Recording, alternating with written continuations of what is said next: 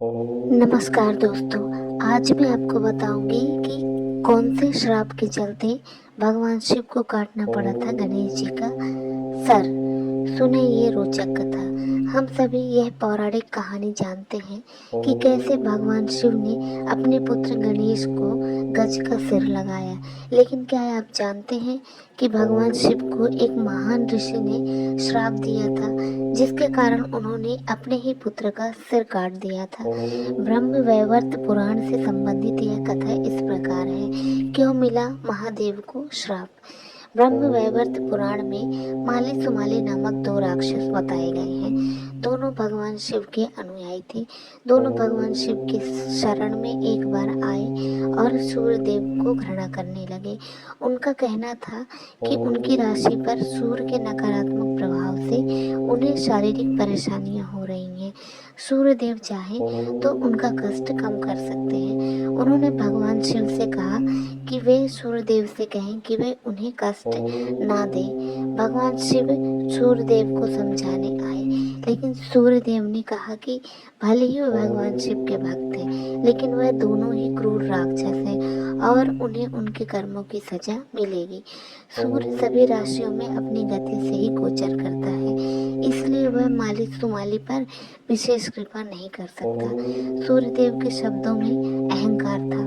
यह सुनकर भगवान शिव क्रोधित हो गए और सूर्यदेव पर त्रिशूल से हमला किया। सूर्यदेव का सिर त्रिशूल से टकराकर गिर गया और उनके अपने प्राण त्यागते ही धरती अंधकार में हो गई। सूर्यदेव के पिता और ब्रह्मा के पोते कश्यप ऋषि इसे देखकर बहुत दुखी हो गए। कश्यप ऋषि को अपने पुत्र का सिर कटा देखकर इतना दुख हुआ कि उन्होंने महादेव को श्राप दे दिया। उन्होंने जिस तरह आज एक पिता को अपने पुत्र को ऐसी स्थिति में देखकर इतनी पीड़ा हो रही है, एक दिन महादेव को भी अपने पुत्र को ऐसी स्थिति में देखना होगा और पुत्र को पीड़ा देने के लिए स्वयं महादेव जिम्मेदार होंगे। भगवान शिव भी एक पिता की पीड़ा देखकर बहुत दुखी हो उठे। तब सभी देवताओं ने भगवान शिव से कहा कि बिना सूर्यदेव के पृथ्वी पर जीवन ही नहीं होगा। यह सुनकर भगवान शिव ने सूर्यदेव के मृत तेज को पुनः जीवित किया।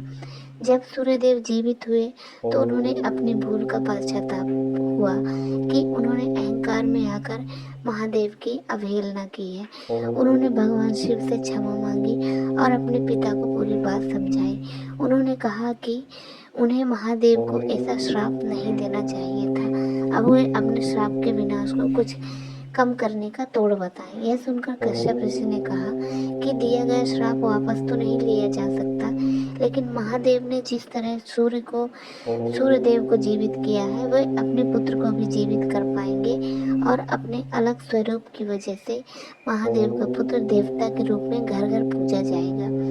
भगवान सूर्य ने माली सुमाली को बताया कि अगर वे अपनी बुरी आदतों को छोड़कर नियमित रूप से सूर्यदेव और शिव की पूजा करेंगे तो वे अपने दुख से जल्दी छुटकारा पा सकेंगे। इस तरह माली सुमाली ने सूर्यदेव की भी पूजा करना शुरू कर दिया।